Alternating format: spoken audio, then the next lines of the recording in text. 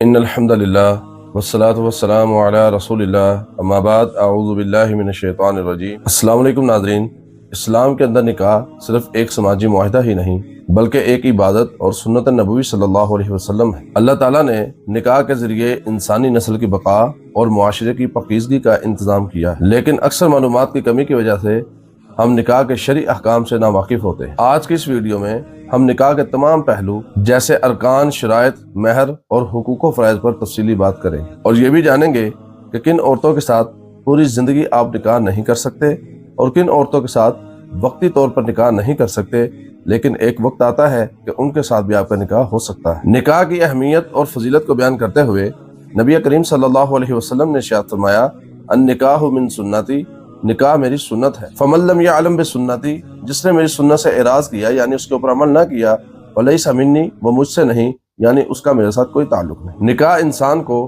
گناہوں سے بچاتا ہے اور اس کو ذہنی اور روحانی سکون فراہم کرتا ہے۔ نکاح کے درست ہونے کے لیے کچھ بنیادی چیزیں ضروری ہیں، ان کے بغیر نکاح منعقد نہیں ہو سکتا۔ پہلی چیز ہے ایجاب و قبول، ایک فریق کی طرف سے پیشگی کو ایجاب اور دوسرے فریق کو اسے قبول کرنا ایجاب و قبول کہلاتا ہے اور ان کے الفاظ واضح ہونے چاہیے۔ اور دوسری چیز ہے گواہ، نکاح کے وقت کم از کم 2 عاقل، بالغ اور عادل مسلمان مرد یا ایک مرد اور 2 خواتین گواہوں کا ہونا لازم ہے، تنہائی میں کیا گیا نکاح معتبر نہیں۔ نکاح کے درست ہونے کے لیے کچھ شرائط کا پایا جانا بھی بہت ضروری ہے۔ ایک شرط لڑکا اور لڑکی کی رضامندی ہے، ان دونوں کا راضی ہونا ضروری ہے، جبر کا نکاح اسلام میں پسندیدہ نہیں۔ اور دوسری شرط ہے ولی کی موجودگی۔ ام المومنین سیدہ عائشہ رضی اللہ تعالیٰ عنہا ارشاد فرماتی ہیں، نبی کریم صلی اللہ علیہ وسلم نے ارشاد فرمایا کہ جس عورت کا نکاح اس کے ولی نے نہ کیا وہ نکاح باطل ہے، باطل ہے، باطل ہے۔ 3 مرتبہ اس نکاح کو باطل نبی کریم صلی اللہ علیہ وسلم نے فرمایا۔ اور دوسری حدیث کے اندر فرمایا، لا نکاح الا بولی، ولی کی اجازت کے بغیر کوئی نکاح نہیں۔ ولی یا باپ ہوتا ہے، اگر باپ موجود نہ ہو اس کا بھائی ہو سکتا ہے، اگر وہ بھی موجود نہیں اس کا چچا تایا ہو سکتا ہے، اگر وہ بھی موجود نہیں ماموں ہو سکتا ہے، اگر وہ بھی موجود نہیں تو خاندان کا کوئی بڑا معتبر انسان ہو سکتا ہے جس کی بات خاندان والے سنتے ہوں، اگر وہ بھی موجود نہیں تو علاقے کا، محلے کا کوئی معتبر انسان جس کی بات 4 بندوں کے اندر معتبر ہو، جس کا فیصلہ ہر بندہ تسلیم کرتا ہو، اگر وہ بھی نہیں تو ایک حدیث کے اندر نبی کریم صلی اللہ علیہ وسلم نے ارشاد فرمایا، جس لڑکی کا کوئی ولی نہ ہو اس کا ولی حاکم ہے، یعنی لڑکی کا نکاح ولی کی اجازت کے بغیر بالکل درست نہیں ہے۔ جو لوگ ولی کے بغیر نکاح کرتے ہیں وہ اسلام کی تعلیمات سے بھی لا علم ہیں اور ایک باطل نکاح پڑھواتے ہیں جو نکاح نہیں بلکہ زنا کہلاتا ہے۔ اب جانتے ہیں ایسے رشتوں کے بارے میں جن کے ساتھ نکاح حرام ہے۔ اللہ تعالیٰ نے رشتہ دار محرمات عبدیہ خواتین یعنی وہ عورتیں جن کے ساتھ آپ کا نکاح نہیں ہو سکتا، ان کا تذکرہ سورہ نساء کے اندر فرمایا ہے۔ فرمانے باری تعالیٰ ہے، حرمت علیکم امہاتکم و بناتکم، تمہارے اوپر حرام کر دی گئی ہیں تمہاری مائیں اور تمہاری بیٹیاں، وَأَخَوَاتُكُمْ اور تمہاری بہنیں، وَأَمَّاتُكُمْ اور تمہاری پھوپھیاں، وَخَالَاتُكُمْ اور تمہاری خالائیں، وَبَنَاتُ الْأَخِي اور تمہاری بھتیجیاں یعنی بھائی کی بیٹیاں، وَبَنَاتُ الْأُخْتِ اور تمہاری بھانجیاں یعنی بہن کی بیٹیاں۔ ابن عثیمین رحمہ اللہ فرماتے ہیں یہ نصاً اور اجماعاً 7 محرمات عبدیہ ہیں اور اہل علم میں سے کسی ایک نے بھی ان کے متعلق اختلاف نہیں کیا۔ اور 7 محرمات عبدیہ یہ ہیں، پہلے نمبر پر ماں ہے، دادی اور نانی بھی اسی میں شامل ہیں، دوسرے نمبر پہ بیٹیاں ہیں، پوتیاں اور نواسیاں بھی اسی میں شامل ہیں، اور تیسرے نمبر پر بہن ہے، اس میں سگی بہن اور ماں کی طرف سے اخیافی بہن، یعنی کہ لڑکے کا باپ اور ہے لڑکی کا باپ اور ہے لیکن ماں ان دونوں کی ایک ہے، ان دونوں کے درمیان بھی نکاح نہیں ہو سکتا۔ اور باپ کی طرف سے اللاتی بہن کہ ان دونوں کا باپ تو ایک ہے لیکن مائیں الگ الگ ہیں، ان دونوں کے درمیان بھی نکاح نہیں ہو سکتا۔ چوتھے نمبر پر پھوپھی ہے، اس کے اندر والد یا والدہ کی پھوپھی بھی شامل ہے۔ 5ویں نمبر پر خالہ ہے، اس کے اندر والد یا والدہ کی خالہ بھی شامل ہیں۔ 6 نمبر پر بھتیجی ہے، اس کے اندر بھائی کی پوتیاں اور نواسیاں بھی شامل ہیں۔ 7ویں نمبر پر بھانجی ہے، اس میں بہن کی پوتیاں اور نواسیاں بھی شامل ہیں۔ ان کے علاوہ رشتہ داروں میں جتنی بھی خواتین ہیں سب کے ساتھ نکاح حلال ہے۔ اسی لیے اللہ تعالیٰ نے اس آیت کے بعد فرمایا، وَأَحِلَّ لَكُمْ مَا وَرَاءَ ذَلِكُمْ، اور تمہارے لیے جو ان کے علاوہ ہیں وہ حلال قرار دی گئی۔ اسی بنا پر چچا اور پھوپھی کی بیٹی اور ماموں اور خالہ کی بیٹی کے ساتھ بھی نکاح حلال ہے، اور اس کے بارے میں قرآن نے بھی صراحت بیان کی ہے۔ فرمانے باری تعالیٰ ہے، یا ایھا النبی انا احللنا لک، اے نبی ہم نے آپ پر حلال کر دی ہیں، ازواجک اللاتی، آپ کی وہ بیویاں، اتیت اجورہن، جن کے مہر آپ نے ادا کر دیے، وما ملکت یمینک مما افاء اللہ علیک، اور وہ کنیزیں یعنی لونڈیاں جو آپ کی ملکیت میں ہیں جو اللہ نے آپ کو مال غنیمت کے طور پر دی، وبنات امیک، تمہارے چچا کی بیٹیاں، وبنات اماتک، اور تمہاری پھپھو کی بیٹیاں، وبنات خالک، اور تمہارے ماموں کی بیٹیاں، وبنات خالاتک، اور تمہاری خالہ کی بیٹی، یعنی ان کے ساتھ آپ کا نکاح حلال ہے۔ اور ایک بہت اہم بات جو آج کے معاشرے میں پھیلتی جا رہی ہے، اکثر لوگ جو دین اسلام کے علم سے بالکل لا علم اور جاہل ہیں، وہ آپ کو کہتے ہوئے نظر آئیں گے کہ جناب کزن میرج کا ایشو بہت آ رہا ہے، کزن میرج میں بچے پیدا نہیں ہوتے، بچے پیدا ہوتے تو ناقص ہوتے ہیں، فلاں فلاں فلاں یہ مسئلے پیدا ہو رہے ہیں۔ یہ بالکل ان کی غلط تحقیق ہے، کوئی ایسا مسئلہ نہیں۔ اللہ تعالیٰ کسی بھی ناقص چیز کو کبھی بھی جائز نہیں قرار دیتے۔ اللہ نے قرآن پاک کے اندر کزن میرج کی اگر اجازت دی ہے تو اس کا مطلب یہ ہے کہ یہ قیامت تک کے لیے اجازت ہے، اس میں کبھی کوئی مسئلہ پیدا ہو ہی نہیں سکتا۔ ان تمام تر تفصیلات کی بنا پر ایک لڑکی کی شادی اس کے والد کے چچا کے بیٹے کے ساتھ بھی ہو سکتی ہے، کیونکہ کسی بھی انسان کا چچا اس کی اولاد کے لیے بھی چچا کا ہی حکم رکھتا ہے، لہذا لڑکی کے والد کا چچا لڑکی کا بھی چچا لگا، لہذا اس کے چچا کے بیٹے کے ساتھ اس کی شادی کی جا سکتی ہے۔ اسی طرح آپ کی لڑکی کا نکاح آپ کی ساس کے بھتیجے کے ساتھ بھی ہو سکتا ہے، کیونکہ ساس کا بھائی لڑکی کا ماموں لگا اور ماموں کے بیٹے کے ساتھ اس کی بیٹی کا نکاح ہو سکتا ہے۔ اور اسی طرح کچھ رشتے دودھ کی وجہ سے حرام ہوتے ہیں اور ان کو محرمات رضاعت کہتے ہیں، یعنی رضائی بھائی بہن، ان کا آپس میں نکاح نہیں ہو سکتا۔ شرط یہ ہے کہ 2.5 سال کی عمر سے پہلے 5 مرتبہ سیر ہو کر جس بچے نے کسی عورت کا دودھ پیا ہو اس کی بیٹی کے ساتھ اس کا نکاح نہیں ہو سکتا۔ جو رشتے نسب کی وجہ سے حرام ہیں وہی رشتے دودھ کی وجہ سے بھی حرام ہو جاتے ہیں، لہذا رضائی بہن کے ساتھ نکاح نہیں ہو سکتا، رضائی بیٹی کے ساتھ نکاح نہیں ہو سکتا، رضائی ماں کے ساتھ نکاح نہیں ہو سکتا، رضائی پھپھو کے ساتھ نکاح نہیں ہو سکتا، رضائی خالہ کے ساتھ نکاح نہیں ہو سکتا، رضائی بھتیجی اور بھانجی کے ساتھ بھی نکاح نہیں ہو سکتا۔ اور اس کے آگے آتے ہیں محرمات مساہرات، یعنی وہ عورتیں جن کے ساتھ سسرالی رشتہ ہونے کی وجہ سے نکاح نہیں کیا جا سکتا۔ اس میں پہلے نمبر پر ساس آتی ہے، یعنی آپ کی بیوی کی ماں، اور دوسرے نمبر پر بیوی کے پہلے شوہر کی بیٹی، یعنی اس کی سوتیلی بیٹی ہوئی، لیکن اس کے اندر ایک شرط ہے، اگر اس نے اس کی ماں کے ساتھ صحبت کر لی ہے تو اس کا نکاح اس بیٹی کے ساتھ نہیں ہو سکتا۔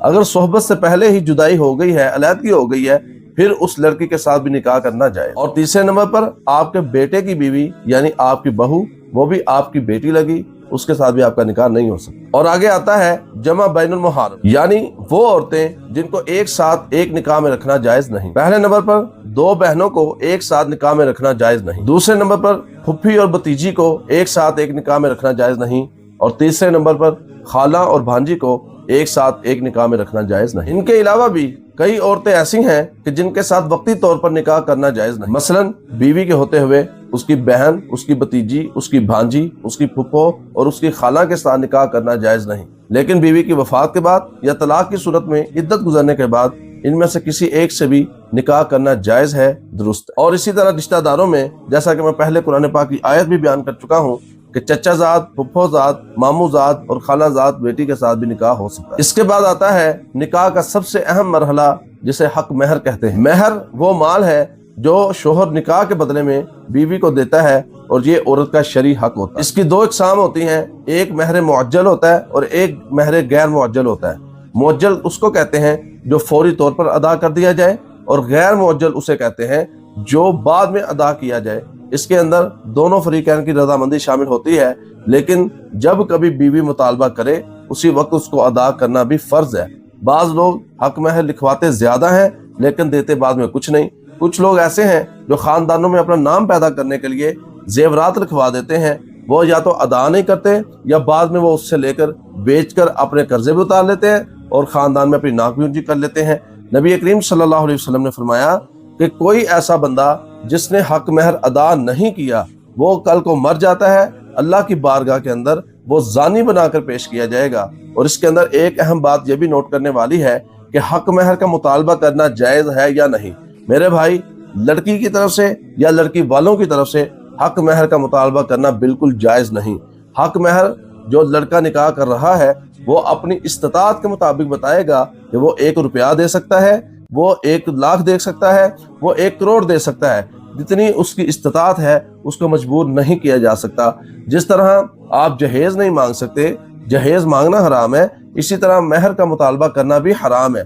अगर उसके पास पैसे नहीं है वो जेवरात दे सकता है, जेवरात नहीं है वो कुछ और दे सकता है, यहाँ तक कि एक लोहे की अंगूठी भी दे सकता है। और अगर उसके पास कुछ भी ना हो तो नबी करीम सल्लल्लाहु अलैहि वसल्लम ने एक ऐसा भी निकाह करवाया था कि सहाबी रसूल के पास देने के लिए कुछ नहीं था। नबी अलैहिस्सलाम ने फरमाया, क्या तुम्हें कुरान पाक का कुछ हिस्सा याद है? उसने कहा, जी अल्लाह के पैगंबर सल्लल्लाहु अलैहि वसल्लम, मुझे चंद सूरतें जुबानी याद है। आप अलैहिस्सलाम ने इरशाद फरमाया, इसको भी वो सूरतें तुम जुबानी याद करवा देना, तुम्हारी तरफ से यही हक महर अदा हो जाएगा। यह लड़के की इस्तिताअत पर मुनहसर है। लिहाजा कुछ लोग निकाह के मौका पर ऐसा भी करते हैं, जी शरई हक महर लिख दें। शरीयत ने कोई हक महर मुकर्रर नहीं किया। आपकी पूरी की पूरी शादी वो गैर शरई होती है, और जब महर देने का वक्त आता है आपको शरीयत याद आ जाती है। लिहाजा जो इस्तिताअत रखता है उसको अच्छा महर अदा करना चाहिए, और जो इस्तिताअत नहीं रखता उसके लिए आसानी करनी चाहिए, उससे मुतालबात करना जायज़ नहीं। अब सवाल ये है कि निकाह का मसनून तरीका क्या है? मसनून तरीका तो सादगी है। कुछ लोग जुमा के दिन मस्जिद के अंदर निकाह करने को बड़ा बाबरकत समझते हैं। ये एक एतबार से बाबरकत हो सकता है कि आप अगर सादगी को अपनाएं, लेकिन अगर आप इसको सुन्नत कहें या इस्लाम का हिस्सा कहें तो ऐसी कोई बात नहीं है। मस्जिद के अंदर जाकर जुमा के दिन निकाह करना मुस्तहब अमल है, लोगों को इसके साथ सादगी की दावत मिलती है। लेकिन कुछ लोग ऐसे करते हैं कि मस्जिद के अंदर निकाह तो कर लेते हैं, लेकिन उसके बाद सारी शादी वो गैर शरई बल्कि हिंदुआना रस्म और रिवाज के मुताबिक करते हैं। मेरे भाइयों, इन चीज़ों से बाज आ जाएं, वगरना कल क़यामत के दिन अल्लाह और उसके रसूल सल्लल्लाहु अलैहि वसल्लम को क्या मुंह लेकर आप दिखाएंगे। और इसी तरह निकाह से पहले खुतबा पढ़ना सुन्नत है, जिसके अंदर तकवा और अल्लाह के अहकाम की याद दहानी करवाई जाती है। और इस्लाम सादगी को पसंद करता है, सादा निकाह की हौसला अफजाई करता है। वो निकाह जिसके अंदर अखराजात कम से कम हो वो ज्यादा बाबरकत होता है। निकाह के बाद मियाँ बीवी पर एक दूसरे के हुकूक वाजिब हो जाते हैं। शोहर के फराइज में बीवी का नानो नफका यानी खाना पीना, लिबास पहनना, रहाइश और उसके साथ हुस्न सलूक करना आता है। बीवी के फराइज में शोहर की इताअत करना, उसके माल और इज्जत और घर की हिफाजत करना। हमारे यहाँ निकाह पढ़ाते वक्त कुछ आम गलतियाँ पाई जाती हैं। उसके अंदर सबसे बुनियादी गलती ये होती है कि दुल्हा को कलमे पढ़ाए जाते हैं। पहली बात तो ये है कि इस्लाम के अंदर 6 कलमे मौजूद नहीं, इनका कोई सबूत मौजूद नहीं, ये अपनी तरफ से बनाई गई एक चीज़ है। और दूसरे नंबर पर जो कलमे पढ़ाए जाते हैं वो नबी करीम सल्लल्लाहु अलैहि वसल्लम की सुन्नत से साबित नहीं। किसी भी निकाह के मौका पर नबी अलैहिस्सलाम ने किसी को कलमे पढ़वा कर दोबारा से मुसलमान नहीं किया। लिहाजा ऐसी बिदत से भी बचें और ऐसे बिदती इंसान से निकाह पढ़वाने से भी बचें। इसी तरह निकाह के बाद एक अहम मसला रुखसती का आता है। ये फरीकैन की सहूलत पर मुनहसर है। बेहतर तो ये है कि निकाह के फौरन बाद रुखसती कर दी जाए, लेकिन अगर किसी वजह से वो रुखसती रुक भी जाती है, 1 हफ्ता, 10 दिन, 20 दिन, महीना, साल, 2 साल, इसमें कोई कबाहत की बात नहीं। इसके साथ निकाह बरकरार रहता है, निकाह फासद भी नहीं होता। ये फरीकैन की सहूलत पर मुनहसर है कि निकाह के बाद जब उनको आसानी लगे वो रुखसती कर सकते हैं। और इसी तरह निकाह के बाद एक सबसे अहम काम वलीमा खिलाना है। यह सुन्नत है, नबी करीम सल्लल्लाहु अलैहि वसल्लम का हुक्म भी है। आप अलैहिस्सलाम ने फरमाया वलीमा जरूर करो, चाहे एक बकरी के साथ ही वलीमा करो। और नबी अलैहिस्सलाम ने यह भी इरशाद फरमाया, सबसे बुरा वो वलीमे का खाना है जिसके अंदर गरीबों और मस्किनों को दावत ना दी जाए। हमारे यहाँ अक्सर लोग अपनी शादियों में स्टैंडर्ड के लोगों को बुलाते हैं, अपने लेवल के लोगों को बुलाते हैं और गरीबों को भूल जाते हैं। वो बिल्कुल रसूलुल्लाह सल्लल्लाहु अलैहि वसल्लम की तालीमात के खिलाफ अमल कर रहे हैं। नबी अलैहिस्सलाम ने ऐसी कोई तालीम नहीं दी, बल्कि फरमाया कि वलीमा वो बाबरकत है जिसमें मसाकीन भी शामिल हो। इसी तरह जो लोग बगैर दावत के किसी के वलीमे में जाकर खाना खाते हैं वो भी चोरी कर रहे हैं, वो चोरी की जुमरे में वो खाना आएगा। लिहाजा ऐसा खाना खाने से बचना चाहिए। नाज़रीन, निकाह एक मुकद्दस बंधन है। अगर इसे शरई उसूलों के मुताबिक निभाया जाए तो ये दुनिया और आखिरत में कामयाबी का जरिया बन सकता है। उम्मीद है कि आज की वीडियो आपके लिए मालूमाती रही होगी। इसे अपने दोस्तों और अजीजों के साथ जरूर शेयर करें ताकि सबको निकाह के सही अहकाम मालूम हो सके। अल्लाह ताला हमें दीन की सही समझ अता फरमाए। आमीन।